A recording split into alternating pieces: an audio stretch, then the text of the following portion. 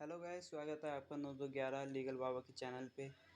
आज हम स्टार्ट करेंगे बिजनेस लॉ का लेक्चर फर्स्ट, जिसका नाम है स्टैटिस्टिक्स। तो अब हम देखते हैं इसमें हम कौन कौन से टॉपिक कवर करने वाले हैं। फर्स्ट है ओरिजिन ऑफ स्टैटिक्स, सेकंड है मीनिंग ऑफ स्टैटिक्स, थर्ड है चैप्टर 6, फोर्थ है स्टैटिस्टिक्स साइंस और आर्ट्स, फिफ्थ है function and last topic is limitation. तो इसका फर्स्ट टॉपिक है origin of statics. Statics word की ओरिजिन तीन लैंग्वेज से आई है। फर्स्ट है लैटिन वर्ड, सेकंड है इटालियन वर्ड एंड थर्ड है जर्मन वर्ड। लैटिन वर्ड में स्टैटिक्स का मतलब होता है स्टेटस, इटालियन वर्ड में स्टैटिस्टा एंड जर्मन वर्ड में स्टैटिस्टिक्स। इन तीनों वर्ड का मतलब क्या होता है? Which means of a political state. तो स्टैटिस्टिक्स एक ऐसा सब्जेक्ट है जो हमारी एवरीडे लाइफ में यूज होते हैं। जो ये लैटिन वर्ड का स्टेटस है, इसका मतलब क्या होता है? ग्रुप ऑफ नंबर्स और फिगर्स, जिसमें हम ग्रुप ऑफ नंबर्स और फिगर्स के बारे में पढ़ते हैं, वो भी ह्यूमन इंटरेस्ट। तो हम पढ़ेंगे डेफिनेशन ऑफ स्टैटिक्स। तो देखिए, अलग अलग साइंटिस्ट आए और उन्होंने अपनी अलग अलग पढ़ाई करी और फिर उन्होंने अलग अलग साइंटिस्ट ने अपनी अलग अलग डेफिनेशन लिखी। तो बोर्डिंगस्टोन, उनके हिसाब से statics is the science of estimate and probability. क्या एस्टिमेट है और कितनी प्रोबेबिलिटी है, मतलब वो होगा या नहीं होगा, और होगा तो कितने परसेंट चांस है होगा, और नहीं होगा तो मतलब कितने परसेंट चांस है कि वो चीज़ नहीं होगी। फिर किंग ने भी अपनी डेफिनेशन लिखी और फिर लोविट ने भी लिखी। तो लोविट ने क्या कहा, देखिए, स्टैटिस्टिक्स एक साइंस है जिसमें हम क्या करते हैं, सबसे पहले किसी डेटा या न्यूमेरिकल का कलेक्शन करेंगे, फिर क्लासिफिकेशन करेंगे, फिर टैबुलेशन करेंगे, और फिर उसके बेसिस पे हम डिस्क्राइब करेंगे, एंड लास्ट में हम फिनोमिना, किसी फिनोमिना से कंपैरिजन करेंगे। कभी भी आपसे कोई स्टैटिस्टिक्स की डेफिनेशन पूछे तो आपको इनमें से दो डेफिनेशन तो याद ही होनी चाहिए। और एक मैं सबसे इजी डेफिनेशन बताता हूँ, आपको लिखना है तो लिख लीजिए। Statics include quantitative analysis variable that can be measure in number like height, age etcetera. ये सबसे इजी डेफिनेशन है। And next topic is chapter 6 of statistics. First point है एग्रीगेट ऑफ फैक्ट। यहाँ पे इंडिविजुअल फैक्ट नहीं होते, aggregate होते हैं डिफरेंट डिफरेंट फैक्ट का, जिसको हम एक दूसरे से कंपेयर कर सकते हैं। एंड सेकंड है अफेक्टेड ऑफ मैनी कॉजेज। यहाँ यानी जो डाटा है वो बहुत सारी चीज़ों से अफेक्टेड हो सकता है। यानी आप सपोज करिए किसी प्रोडक्ट का प्राइस बढ़ जाए, उसके प्राइस के बढ़ने से 20% डिमांड नीचे आ जाए, तो जो यहाँ पे बहुत सारे फैक्टर है जो डिपेंड करते हैं, जैसे टेस्ट, प्रीफरेंस, इन सब पे डिपेंड करता है, यानी मल्टीपल कॉजेस होते हैं यहाँ पे। And third point is numerical express, यानी जो स्टैटिक्स में जो भी हम डाटा एक्सप्रेस करते हैं वह कैसे न्यूमेरिकल हम एक्सप्रेस करते हैं या नंबर में हम एक्सप्रेस करते हैं। एंड फोर्थ पॉइंट इज एनुमरेटेड और एस्टिमेट एक्यूरेटली। स्टैटिस्टिक्स में हम जो भी डाटा कलेक्ट करते हैं वो एनुमरेटेड करते हैं या फिर एस्टिमेटेड करते हैं।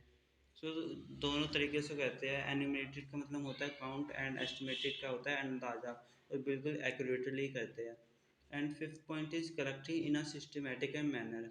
तो आपने डेफिनेशन में तो देख लिया होगा, हम जो भी स्टैटिस्टिक्स में जो भी डाटा कलेक्ट करते हैं वो बिल्कुल सिस्टमेटिक मैनर में करते हैं। And six point is collected for uh pretend mind purpose. तो जो भी हम डाटा कलेक्ट करते हैं वो किसी ना किसी पर्पस से करते हैं, प्री डिटरमाइंड से करते हैं, यानी कि किसी प्रॉब्लम को सॉल्व करना है तो उसके लिए हम करते हैं। And last point is comparable और capable being place in relation to each other.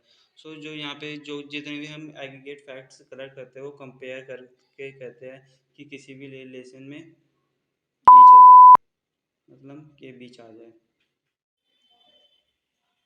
Paper के पॉइंट ऑफ व्यू से ये मेन मेन पॉइंट बहुत ही ज़रूरी है कैरेक्टरिस्टिक और स्टैटिस्टिक्स में। अब हम नेक्स्ट टॉपिक पढ़ेंगे स्टैटिस्टिक्स साइंस और आर्ट्स। स्टैटिस्टिक्स बेसिकली क्या है, साइंस है या फिर आर्ट्स का नेचर है? Science is systematic body of knowledge. Science एक सिस्टमैटिक बॉडी ऑफ नॉलेज है। It is study causes and effect relationship and attempt to make generalization in the form of law of scientific principle. इसमें हम causes and effect relationship के बारे में study करते हैं, जो कि लॉ, थ्योरी, रेगुलेशन, रूल, ये सब जनरलाइज करता है। Art is the skill of handling facts so as to achieve a given objective. Art में हमें क्या सिखाया जाता है? फैक्ट को हैंडल करना सिखाया जाता है, अपने ऑब्जेक्टिव को अचीव कैसे करते हैं। It is way to presenting and handling data. इसमें ये भी बताया जाता है कि डाटा को कैसे प्रेजेंट करते हैं, कैसे बनाते हैं लॉजिकली एंड ड्राइंगली। अब आपको ये डेफिनेशन पढ़ के पता लग गया होगा कि स्टैटिस्टिक्स बेसिकली है क्या। स्टैटिस्टिक्स बेसिकली बोथ है, साइंस भी है और आर्ट्स भी है। इसके बाद हम देखेंगे अगला टॉपिक कौन सा है। अगला टॉपिक है फंक्शन ऑफ स्टैटिस्टिक्स। स्टैटिस्टिक्स के फंक्शन क्या है, क्या पर्पस है, किस पर्पस से ये यूज होता है। तो फर्स्ट है टू सिंप्लीफाई कॉम्प्लेक्स डाटा। तो आप स्टैटिस्टिक्स की डेफिनेशन समझ ही गए होंगे। इसमें क्या होता है, पहले हम डिफरेंट डाटा को कलेक्ट करते हैं, फिर उसको समराइज़ करते हैं और समराइज़ करने के बाद उसको एनालिसिस करते हैं और फिर एक इंटरप्रिटेशन निकालते हैं, जिससे कि जो हमारा कॉम्प्लेक्स डाटा होता है वो एक सिंपल डाटा बन जाता है। एंड सेकंड पॉइंट है टू प्रोवाइड कंपैरेटिव स्टडी। यहाँ क्या होता है, दो डिफरेंट डाटा को हम कंपेयर कर सकते हैं, उनके बीच कोरिलेशन का आइडेंटिफाई कर सकते हैं कि किस हद तक ये रिलेटेड है, एक डाटा का दूसरे डाटा पे क्या इम्पैक्ट पड़ता है। एंड थर्ड पॉइंट है to study relationship between different facts. आपको तो पता ही लग गया होगा कि यानी कि इसमें क्या होता है, डिफरेंट फैक्ट जो होते हैं उनके बीच हम स्टडी कर सकते हैं, वहाँ पे स्टैटिस्टिक्स का यूज होता है। एंड फोर्थ पॉइंट है टू मेजर दी फैक्ट, यानी एक फैक्टर का दूसरे फैक्टर पे क्या इम्पैक्ट पड़ता है। मतलब सैलरी का वेजेस पे क्या इम्पैक्ट पड़ेगा, स्टडी का हमारे करियर पे क्या इम्पैक्ट पड़ेगा। स्टैटिस्टिक्स की हेल्प से हम यह सब आइडेंटिफाई कर सकते हैं। And fifth point is to make decision.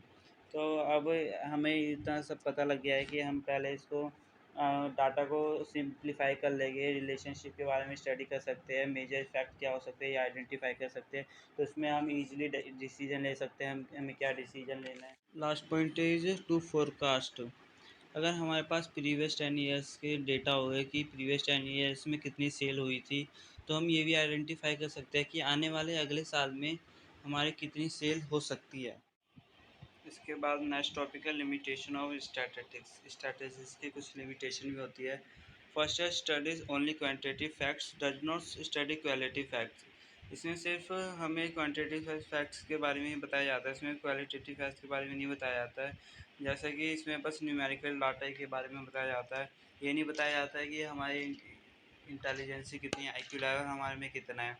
And second point है study of aggregates does not study of individual. हमने ये डेफिनेशन में भी पढ़ लिया था कि स्टडी जो भी होगी वो एग्रीगेट फैक्ट्स पे होगी, कि किसी एक इंडिविजुअल पे नहीं हो सकती है, डिफरेंट डेटा चाहिए उसके लिए स्टडी करने के लिए। थर्ड पॉइंट है homogeneity and uniformity in data is must.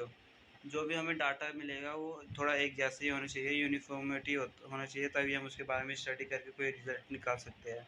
And four point है results can make misleading if provided without context. जो रिजल्ट है हमारा वो गलत भी निकल सकता है अगर हम कॉन्टेक्स्ट गलत लिखेंगे तो। मिलते हैं जल्दी अगली वीडियो में।